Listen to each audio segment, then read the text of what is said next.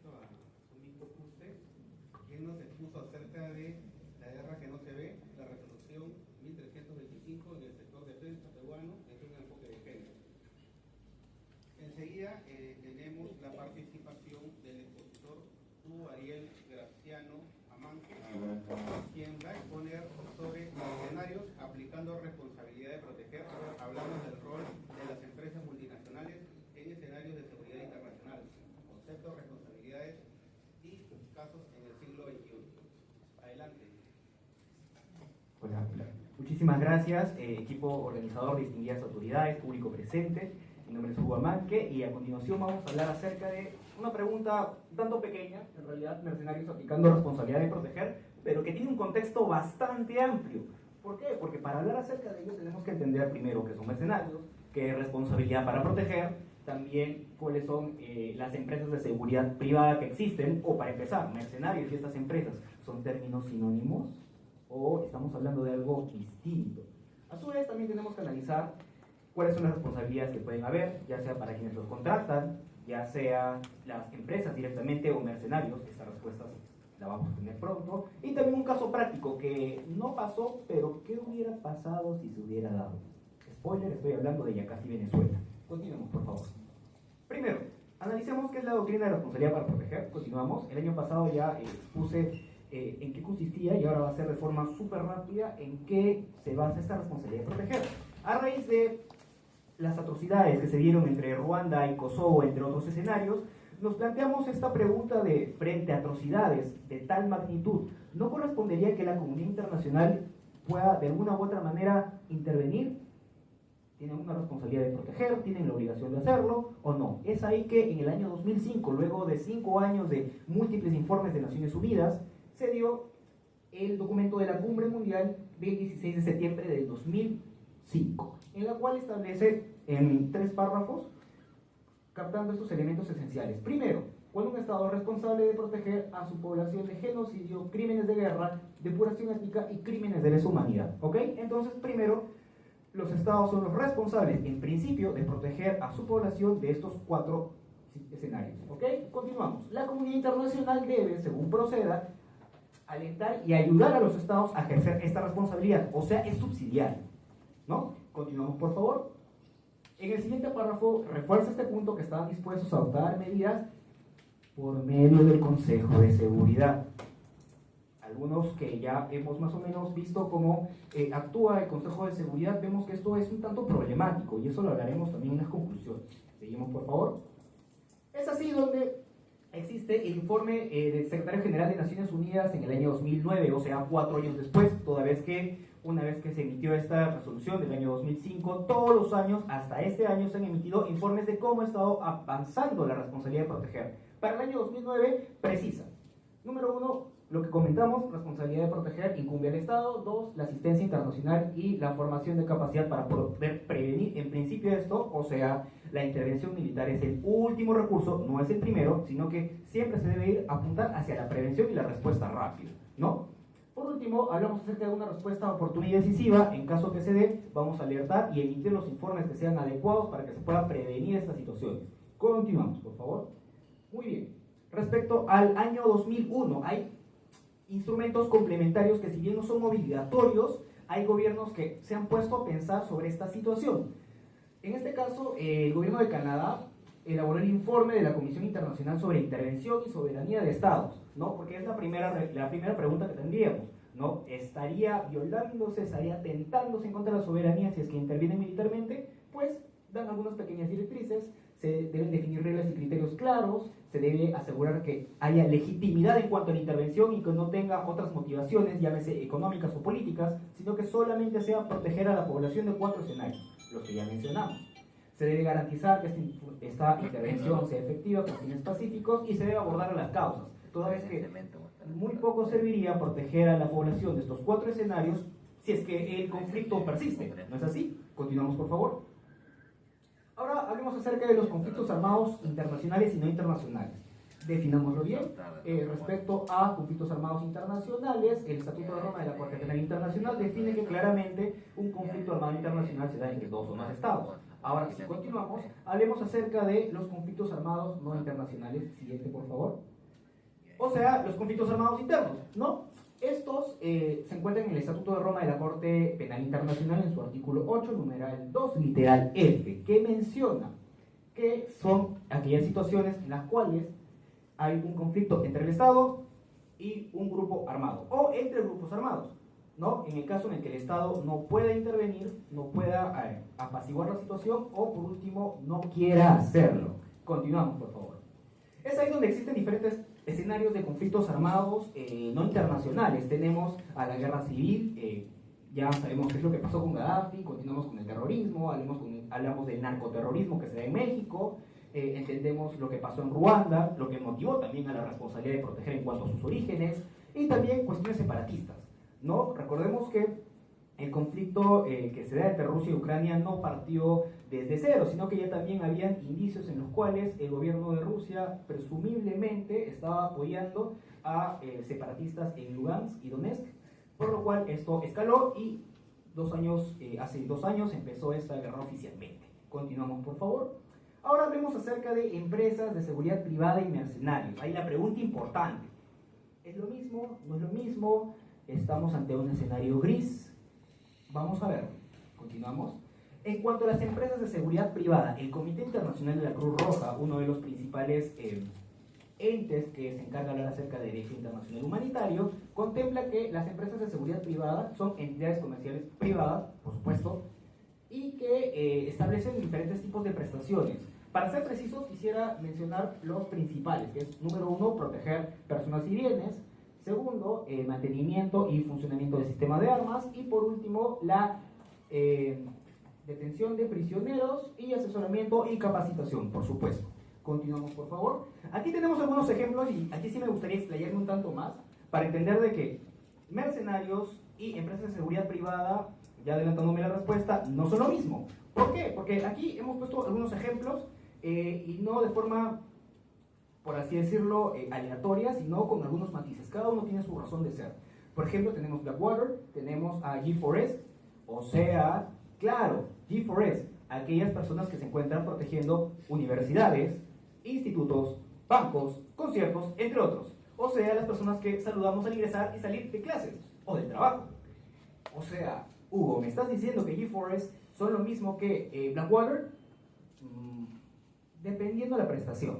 Pero ya más o menos entendemos los matices, ¿no? Blackwater, G4S, tenemos a una empresa china que protege a los barcos de piratería, y obviamente no lo dicen ni por favor ni gracias, sino que tienen servicios de protección de bienes y servicios en cuanto a barcos mercantes. Por otro lado, también tenemos a una empresa peruana. Sí, tenemos una empresa peruana que otorga servicios de este tipo, la cual es Defion International. Defion International es muy particular porque recluta peruanos y colombianos.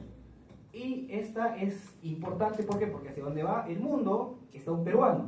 Y una de las frases por las cuales el CEO, por así decirlo, de esta empresa es la siguiente, y permítame citarla de forma textual: a diferencia de los europeos, los peruanos no nos amilanamos en combate con tiroteos ni con cortes de luz, ya que esa realidad la vivimos en Lima. Sí, literalmente lo dijo. Y así que, bueno, ahora vemos más o menos cómo está la realidad de Defion International. Por otro lado tenemos a Unity Resources Group. Esta es muy particular, ¿por qué? Porque tiene certificación de ICOCA. ¿Qué es ICOCA? La certificación de ICOCA es una certificación que se le dan a las empresas de seguridad privada que se encargan de, por así decirlo, respetar derechos humanos. ¿Por qué? Porque ICOCA es una organización de la sociedad civil que articula a estas empresas, que articula gobiernos y que articula otros entes de la sociedad civil, también con Naciones Unidas. Y es ahí donde tienen 3 niveles de protección. En base a esos 3 niveles, estas empresas de seguridad se afilian y dicen, bueno, somos una empresa que realmente está interesada en proteger a las personas, tenemos ciertos estándares, así que son una especie de garantía de decir, lo que hacemos es 100% legal y no hay ninguna mala intención de por medio. Bien, continuamos con, bueno, el Grupo Wagner, las operaciones que tiene en África, las operaciones que tiene en Oriente Medio, entre otras.